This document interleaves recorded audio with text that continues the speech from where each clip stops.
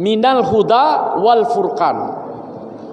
Dan Al-Quran ini sebagai pembeda antara yang benar dan yang salah, atau yang hak dan batil. Masjid yang ramah anak, masjid yang ramah lansia, dan masjid yang ramah terhadap kaum difabel. Kenapa masjid harus ramah dengan anak? Dijelaskan, disampaikan agar anak ini jangan dilarang ke masjid, jangan dibentak, jangan dimarahi. Kalau dia mungkin dia ribut, ya boleh ditegur, diingatkan, ya. Tapi jangan sampai dipukul, karena itu akan membekas. Bahkan dianjurkan kepada masjid-masjid yang ada di seluruh Indonesia yang punya halaman, punya potensi tempat, dibikin tempat anak-anak itu bisa bermain. Karena tempat yang paling aman, tempat untuk membina iman dan takwa generasi kita, termasuk kita semua, hanya di masjid, bukan di mal.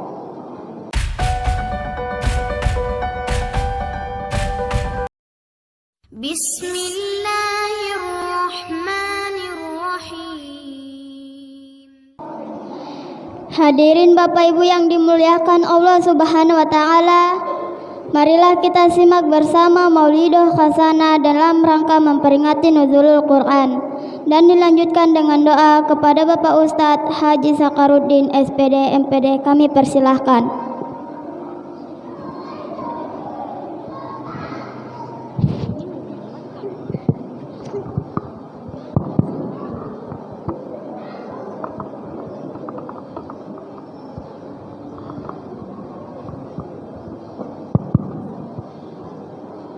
Bismillahirrahmanirrahim. Assalamualaikum warahmatullahi wabarakatuh.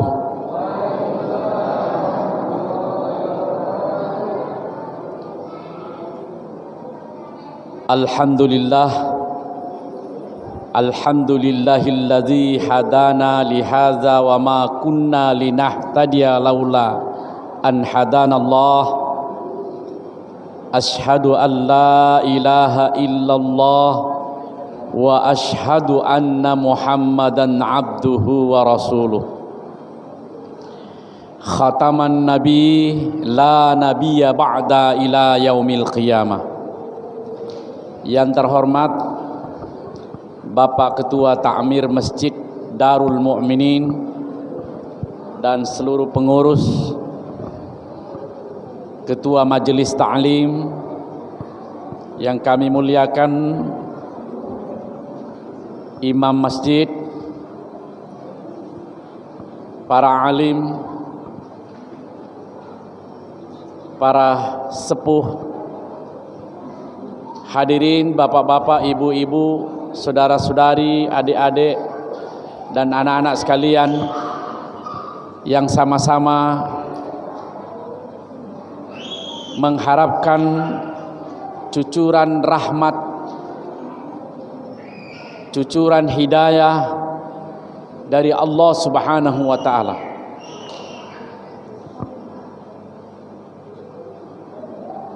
Salawat dan taslim semoga dicurahkan kepada junjungan teladan kita, Nabi Agung, Nabi besar Muhammad sallallahu alaihi wasallam. Sebagaimana tadi ayat yang kita dengarkan dari anak kita tadi yang melantungkan ayat suci Al-Quran. Syahrul Ramadan allazi unzila fihi al-Quran hudal linnas wa bayyinati minal huda wal furqan. Dalam surah Al-Baqarah ayat 185 tadi dibacakan bahwa di dalam bulan Ramadan ini Allah menurunkan kitab suci Al-Quran. Bahkan Bapak dan Ibu sekalian, seluruh kitab suci, Zabur, Taurah, Injil,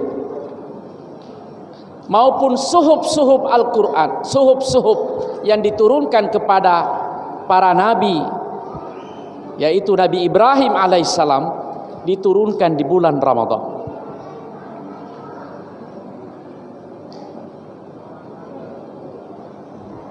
Dan Al-Quran diturunkan ini ya, memberikan penjelasan sebagai petunjuk minal huda wal furqan. Dan Al-Quran ini sebagai pembeda antara yang benar dan yang salah, atau yang hak dan batil. Suhuf-suhuf atau lembaran-lembaran perintah dan larangan Allah yang diturunkan kepada Nabi Ibrahim alaihissalam diturunkan pada tanggal 1 Ramadan. Kemudian 500 tahun setelah diturunkannya suhuf-suhuf Ibrahim, maka diturunkan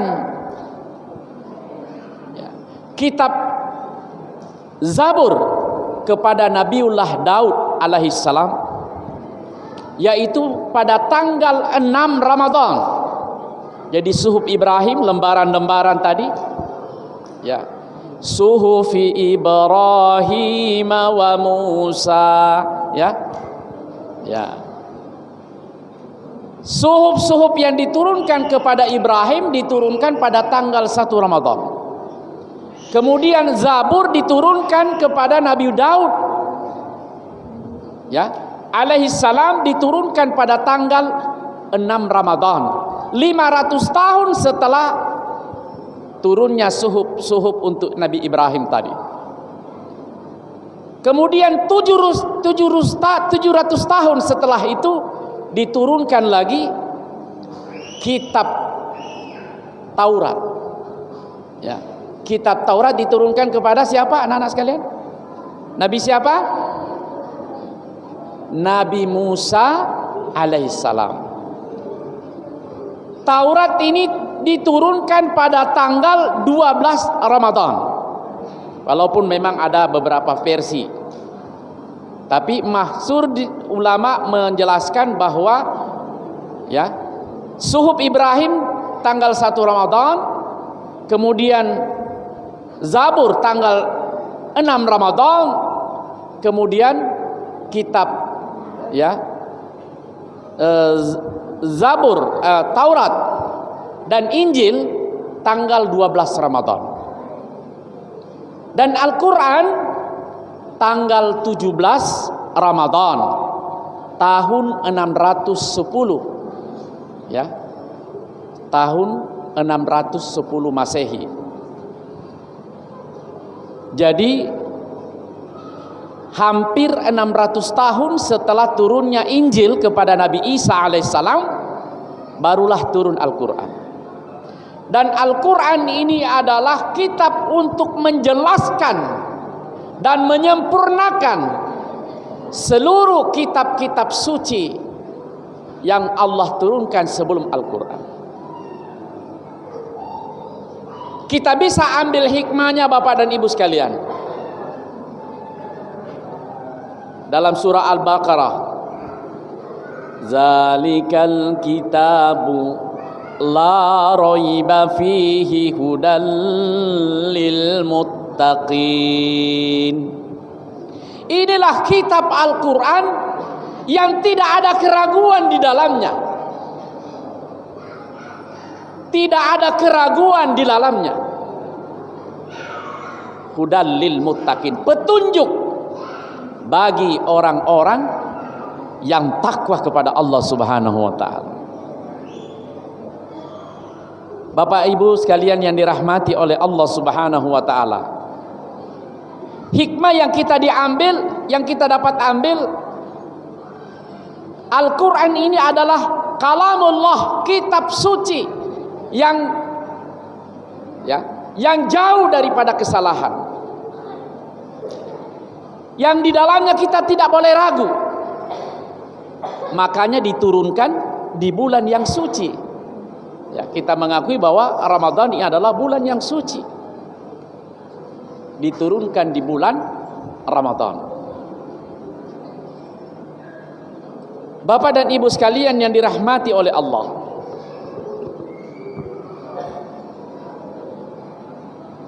seluruh kitab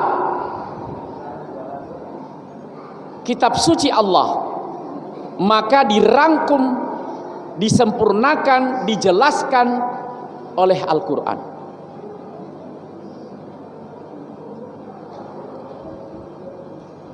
Dan Al-Quran ini Masya Allah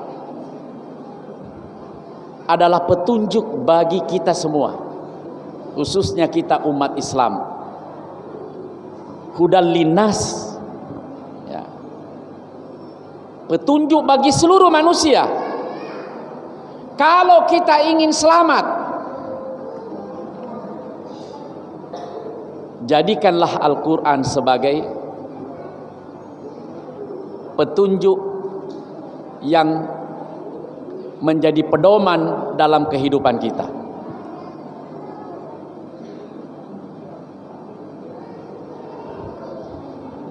Tiga 30 juz, kemudian 114 surah, ayatnya 6.666, ada yang mengatakan 6.200 sekian, ya. Tapi yang masuk 6.666 ayat, diturunkan secara bertahap, mulai ketika Nabi masih ada di Makkah. Ya, surah yang 30 juz itu ya. Ya. Surah-surah ya atau ayat-ayat Makkiyah. Kemudian ketika Nabi ya berhijrah ke Madinah, barulah turun ayat-ayat disebut ayat-ayat Madaniyah. Bapak dan Ibu sekalian yang dirahmati oleh Allah Subhanahu wa taala.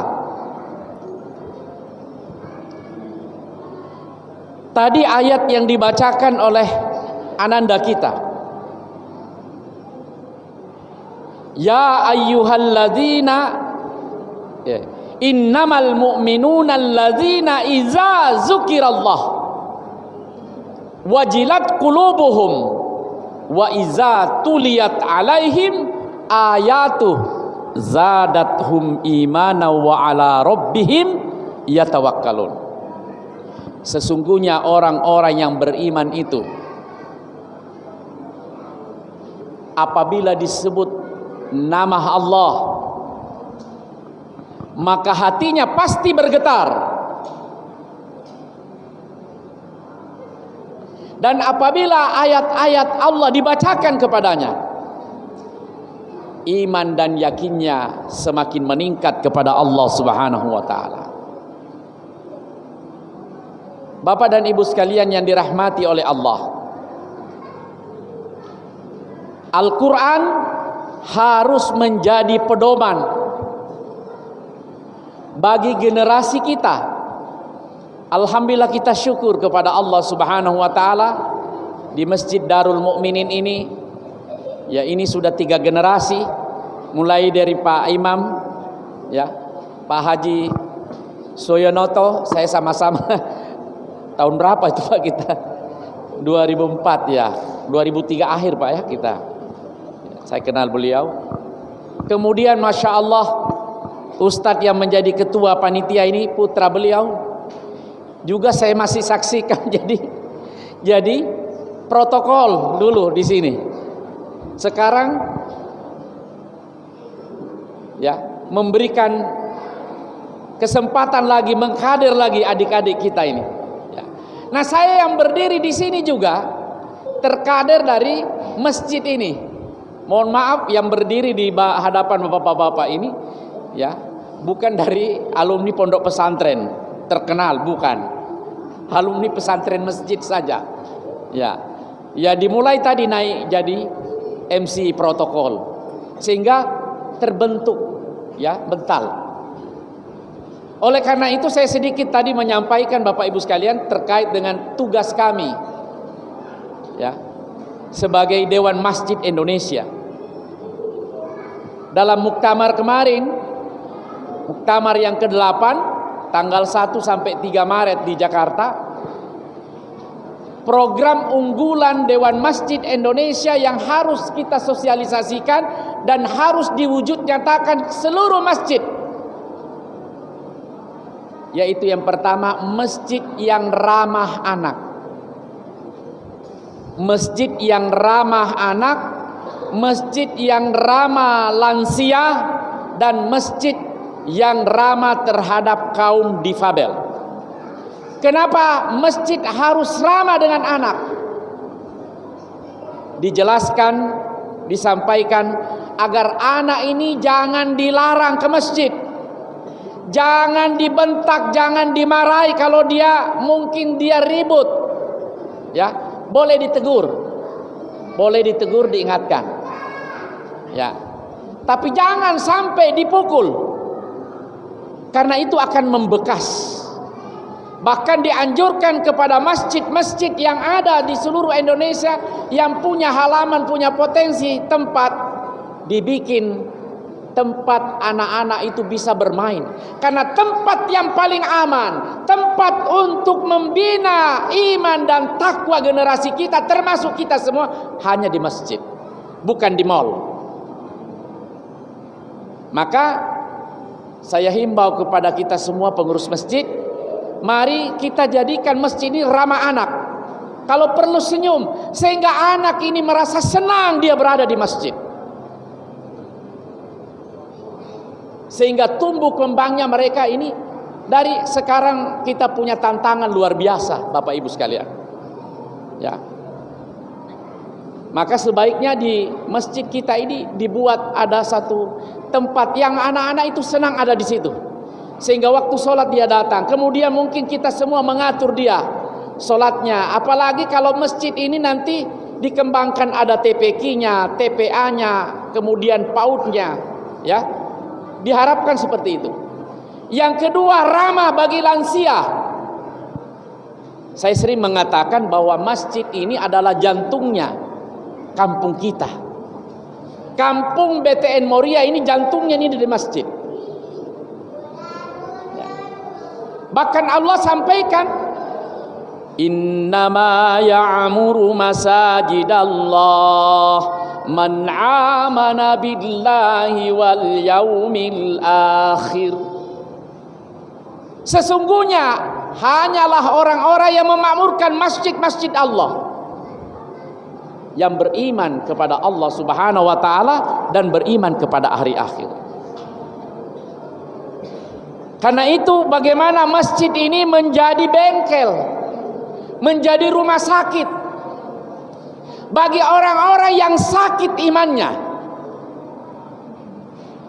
Mungkin kita tidak sadar Pak, kita ini kadangkala barangkali pernah sakit iman yang akut, tapi kita tidak sadar. Yang kita tahu kalau kita sakit malaria tropika +7, tapi tidak ada +7 Pak ya. Yang ada hanya +4. Kita tidak sadar bahwa kita ini pernah sakit iman. Apa tanda-tandanya kalau kita ini imannya sakit Pak? Tanda-tanda kalau kita iman ini sakit, ketika kita rasa berat, kita sudah rasa malas untuk melaksanakan perintah Allah, terutama sholat. Maka dibawa dia kemana? Dia obati di mana? Bawa dia ke masjid. Di masjid dibacakan Al-Quran, sehingga Al-Quran ini Masya Allah menjadi asyifa, menjadi obat. Kalau sakit malaria bawa ke rumah sakit Dewari. Tapi kalau sakit iman, malah sholat pahit rasanya. Kalau sudah ya lama-lama di masjid, rasanya pantat panas, itu tanda-tanda iman lagi sakit. Orang-orang beriman itu kata Nabi, dia seperti seekor ikan, ya, yang ada di dalam habitatnya dalam air. Ya. Maka hadirin yang mulia, orang-orang yang senantiasa ke masjid, Allah sampaikan, bahkan Nabi sampaikan dalam satu hadisnya, bahwa ada 7 golongan nanti yang akan mendapatkan naungan di padang mahsyar setelah tidak ada perlindungan kecuali perlindungan dari Allah Subhanahu wa taala. Salah satunya adalah seseorang yang hatinya terpaut di dalam masjid. Maka perlu masjid ini ramah untuk lansia. Semakin banyak orang yang sholat berjamaah, yang beribadah di masjid ini, maka semakin dilipat gandakan nilai derajat pahala, ya, masjid yang makmur tadi. Ini Bapak Ibu sekalian. Maka bagaimana masjid kita ini diberikan fasilitas? Mungkin ngopi-ngopi di sini, Pak, sehingga orang mungkin lapar. Jangan dilarang orang istirahat di dalam masjid, ya. Dipersilakan. Kalau bisa di beberapa tempat di Jawa itu sudah ada masjid menyiapkan tempat untuk orang menginap. Kan ada juga adab-adabnya di masjid, ya. Kalau mau itikaf, ya, kalau mau tidur niatnya itikaf, ya, pakai alas supaya tidak mengotori masjid. Tapi tidak boleh dilarang, Bapak Ibu sekalian. Ya. Jangan tidur di saf pertama. Dan jangan di tengah-tengah ini, karena katanya ini tempatnya berlalu lalangnya malaikat, ya. Malaikat rahmat yang ditugaskan untuk senantiasa menyertai orang-orang yang ada di dalam masjid. Ya. Maka masjid ini, kami sedikit bicara sampai di sini dulu, baru nanti ini tinggal 5 menit. Bapak Ibu sekalian, jadi siapkan. Kalau perlu ronda malam, Pak, jadikan ini posnya di sini. Saya kemarin sampaikan seperti itu. Jangan sampai kita ronda malam, ya. Ya biasanya kan main catur, main gaple, katanya supaya obat tidak ini. Karena asik main gaple, tidak lagi tidak ada lagi pergi kontrol. Akhirnya kebablasan. Apalagi kalau hanya main gaple biasa saja, nanti tambah lama kelamahan jadi taruhan. Awal mula jepit-jepit di telinga, ya. Wah, ini ndak cukup, ndak puas. Kalau bisa kita main 5.000 dulu. Oh, sampai nanti maksiat di situ. Alangkah baiknya kalau masjid ini, masya Allah, dijadikan poskonya kita ini, bergantian kita sholat malam, munajat kepada Allah di tengah malam. Sip ke jam berapa nanti datang lagi satu, yang lainnya kontrol. Seperti itu. Sehingga masya Allah, kalau kita buat masjid kita 1 kali 24 jam, seperti mana rumah sakit Diwari 1 kali 24 jam, ya, ada UGD di sana. Nah di sini masya Allah yang akan jadi dokter iman kita adalah malaikat rahmat. Obatnya membaca Al-Quran, ya, solat sunat, berzikir, ada dakwah di dalam. Bahkan kalau bisa yang ramah masjid kita ini bagi kaum difabel yang sudah sakit asam urat, ya, siapkan barangkali kursinya. Siapkan kursinya, siapkan barangkali ada dispenser situ, mau panas dingin, ya. Kalau bisa infak itu digunakan seperti itu, karena di zaman Nabi ada 4 amalan masjid. Yang pertama, Bapak Ibu sekalian, dakwah. Yang kedua, ta'lim, belajar mengajar. Yang ketiga, ibadah, zikir dan ibadah. Yang keempat, hikmat, Hikmat ini termasuk makan-makan. Ya, coba lihat di Masjid Nabawi Madinah Bapak Ibu sekalian, 1 kali 24 jam. Nah, kita ingin semua masjid ini sehidup seperti itu. Tempatnya bagaimana menggembleng. Nah, generasi kita ini harus kita bina dengan Al-Quran. Terakhir Bapak Ibu sekalian, hikmah daripada turunnya Al-Quran ini. Ayat yang pertama yang diperintah oleh Allah melalui malaikat Jibril kepada Rasulullah, Iqra, bacalah. Sampai 3 kali Nabi katakan, saya orang yang tidak bisa membaca. Nabi didekap lagi, Iqra, bacalah. Iqra bismi rabbikal ladzi khalaq. Pengertian membaca ini Bapak Ibu sekalian, ini luas. Ya. Makanya ada ayat-ayat kauliyah dan ayat-ayat kauniyah. Ya. Ayat-ayat yang dipampang di alam semesta ini. Ayat-ayat yang ada pada diri kita. Ini kita perlu baca. Yang hari ini kadangkala kita tidak baca diri kita. Sehingga ada ungkapan, siapa yang kenali dirinya, siapa yang membaca dirinya dan kenal dirinya, maka dia pasti kenal kepada penciptanya. Tapi siapa yang tidak membaca dirinya pasti tidak akan kenal kepada dirinya. Kalau dia sudah tidak kenal dirinya, pasti dia tidak akan kenal kepada siapa penciptanya. Bapak dan Ibu sekalian yang dirahmati oleh Allah, bagaimana ayat-ayat Allah yang ada pada diri kita, mulai dari ujung rambut sampai ujung kaki. Di sini semua adalah ayat-ayat Allah yang patut kita tadabburi semua tadi. Bagaimana Allah menciptakan mata kita. Ya. Dengan mata Bapak Ibu sekalian, kita bisa melihat dan bisa membedakan. Ini istri, ini suami, ini anak. Coba Bapak Ibu sekalian, bagaimana ayat Allah yang ada dalam mata kita ini. Hari ini kita tidak pernah bersyukur terhadap ayat-ayat Allah yang ada pada diri kita. Ya. Coba bagaimana napas kita, Pak. Kalau orang di rumah sakit harus dibantu dengan gas oksigen. Dia diopname, dia harus bayar 1 hari 2 juta. 1 hari 2 juta. Itu minimalnya. Kalau dia diopname,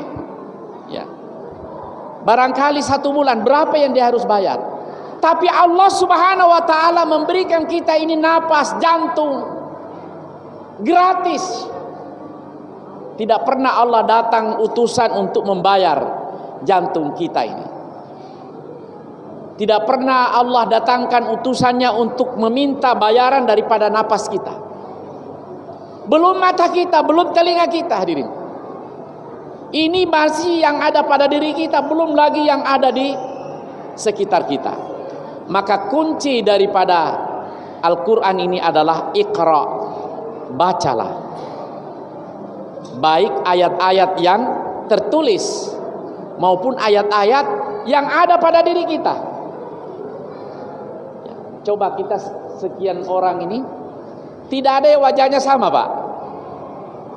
Tidak ada yang wajahnya sama. Maka Allah sampaikan, lillahi ma fis samawati wal ardh wa ikhtilafil laili wan nahari la ayatil liulil albab. Ya.